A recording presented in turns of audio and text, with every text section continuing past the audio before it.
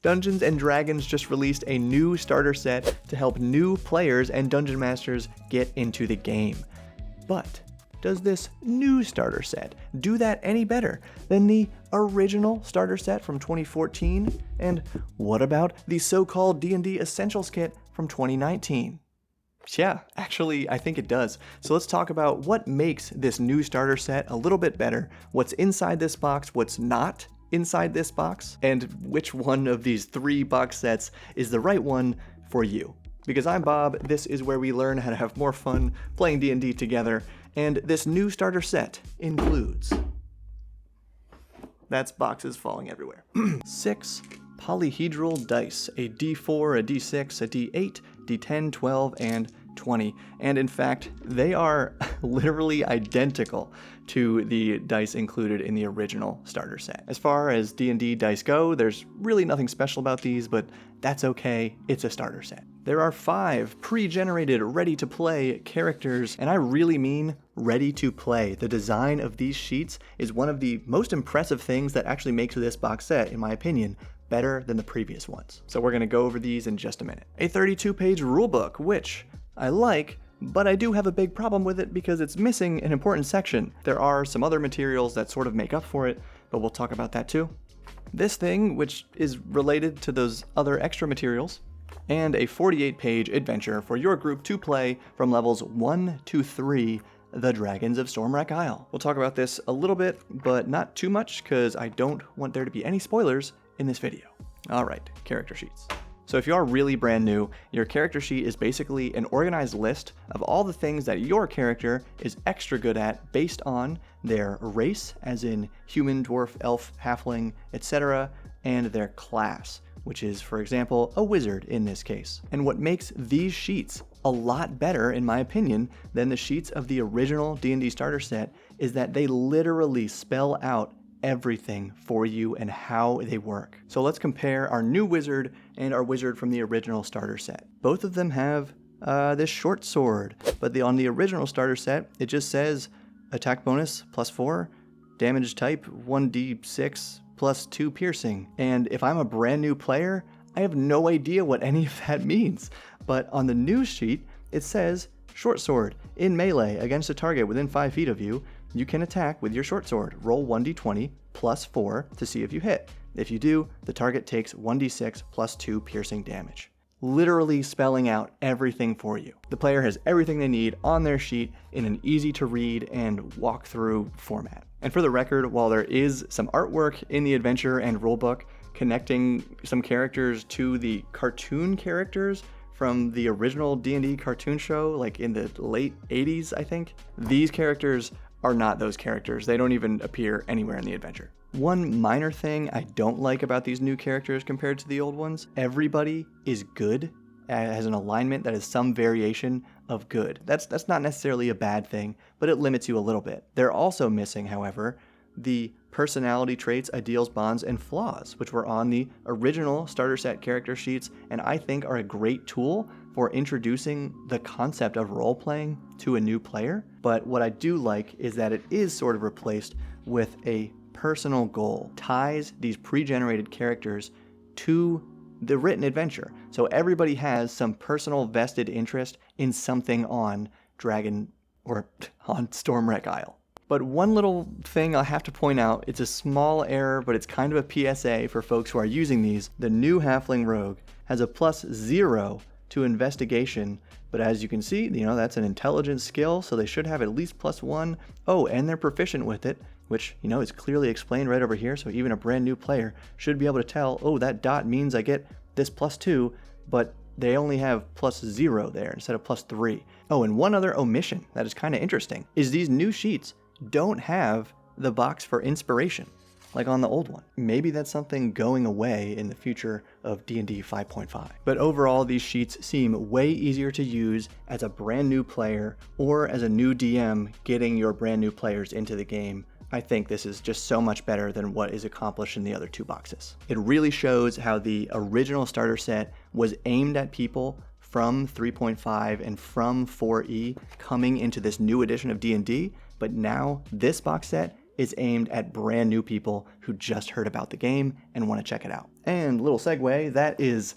also illustrated in the rulebook. So as we can see by the little table of contents here, it begins with a section called Welcome to Dungeons & Dragons. That is something that we saw in the Essentials Kit rulebook, but not in the original starter set. Let's actually check that out. The original one really just kind of mirrors the player's handbook, which is not bad, but it begins with this little paragraph and then an introduction about kind of how the game works from a very broad perspective. Talks about your 6 ability scores, the structure of play, that's important, the core rule of rolling a d20 and adding modifiers, goes over your different checks, and then gets right into combat. The new book, however, begins with this Welcome to Dungeons & Dragons. Talks about what's in the set, a rulebook, an adventure, character sheets, and dice. This is something really good that actually Call of Cthulhu back here, their starter set, does really well, explaining what's in the set, the order to go through these things, and who these different items are for. So it's really nice to see that here. And I also really liked how they have a QR code right here, because this, let's just check it out. I don't accept your cookies, but it goes right to this page with all these helpful videos. And so that's what's linked on this sheet as well, but about like what is the general concept of the game, how do you play, just beginner tips for being a dungeon master, for being a player, how to prep and run this adventure. That's really cool to see them finally stepping into this role, and seeing that video is a great teaching tool, especially for a game that is as abstract as D&D. So, like we said, the welcome section does have a lot of parts that we're familiar with from these other games, but I do like how it includes this sort of glossary here of terms to remember. Really all the jargon that we just kind of become accustomed to from playing it for a while. But what is an adventure? A series of encounters that help tell a story and present the player characters with important choices. It's really neat just to see these things defined. I don't even think this is anywhere in the player's handbook, and it should be. But then chapter 1 is playing the game, so it introduces our abilities. Instead of the core rule, it calls it the D20 roll now. I don't know if that's an important change, but there's some little changes like that throughout it. And we can kind of see a progression of like these tables being more helpful. The text is broken up a lot more with some boxes and a lot of bolded text. So it's honestly just a little easier to read because it's less text heavy, but it covers pretty much all the main rules that you could want, except for one big omission, and that is sidekicks. Now you might be thinking, Bob, I've never used sidekicks, or I've used it like one time. Why is that important? Here's why. Because this starter set is supposed to be playable by 2 to 6 people. And if you're trying to tell me that you can have this game for 1 DM and 1 player, but that player doesn't have sidekicks, they're gonna die, and they're not gonna have that much fun playing D&D. I guess you can have 1 player running 2 of those character sheets, but as far as I could tell, it's not stated anywhere in here how to adjust the adventure if you're only playing with 1 player. Pew! Okay, Editor Bob saying they did actually include a note about this. Check it out. Number of players, blah blah blah. If you have fewer than 4 players, you can have some players take on the role of 2 characters, so the group has at least 4 characters. A player with 2 characters should treat one of them as their main character and the other as a sidekick. And there's another note later on about an NPC who can kind of Deus Ex Machina the party, and it says how you can just randomly introduce new characters pretty much at any time, and it's fine. And then there's a little questionnaire here about which character should I play out of the Wood Elf Fighter, Human Paladin, Lightfoot, Halfling Rogue, etc. So the online tools really do set you up well, although I was disappointed that this sheet did not follow in the footsteps of the sheet from the D&D Essentials Kit. Look at this. We have all our QR codes for checking out the Dragon of Icespire Peak online, for checking out some expanded content that takes the adventure beyond the levels of the original set, and then a 50% coupon for buying the Player's Handbook on D&D Beyond. That was all awesome stuff from the Essentials Kit that they did to really promote themselves and get people kind of hooked on investing in the hobby, I guess, which is important. This is a big hobby to invest in, but they didn't do that. Like I said, they're clearly aiming this at brand new people. It's good to not overwhelm them with too much, but I think including the discount would have at least been a generous move that they didn't do. But I don't want to sound too judgmental about any of this because, like I said, I think the videos are an amazing step that I'm happy to see. I hope it's something they do for more releases in the future. And most of all, I'm really curious to find out if the official guides that we're getting then from Wizards of the Coast end up being more popular than videos we're going to see created by fans like me. You know, if I make some videos about Stormwreck Isle, are more people going to watch my videos or like the official videos from the company? I don't know. So, you know, if you like this video, make sure to give it a thumbs up and do all that stuff so more people see it.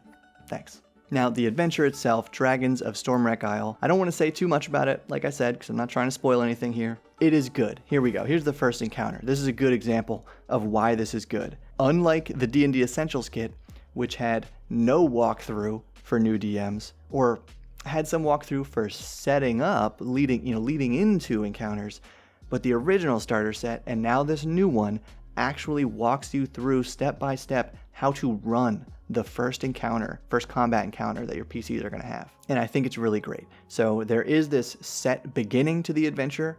The middle is very much a sandbox, but remember, each player character has their own built-in motivations, things they want to explore and discover on the island. And then of course that sandbox does all tie into one sort of singular ending for the adventure. And I think it does it in a pretty fun way. Now, currently, this box set is only available in North America at Target stores, and I literally had to go to 3 different stores and still couldn't find one, so I ordered it online. But in October 2022, it should become available everywhere, at which point you can use the affiliate link below to pick it up and support the channel. Like I've said, I think this box set is really the best for brand new players, unlike these other ones which are aimed at people who have some experience. But no matter your experience, check out this video breaking down all the other official D&D 5e books and boxes and which ones are right for you. So thank you for your support and keep building.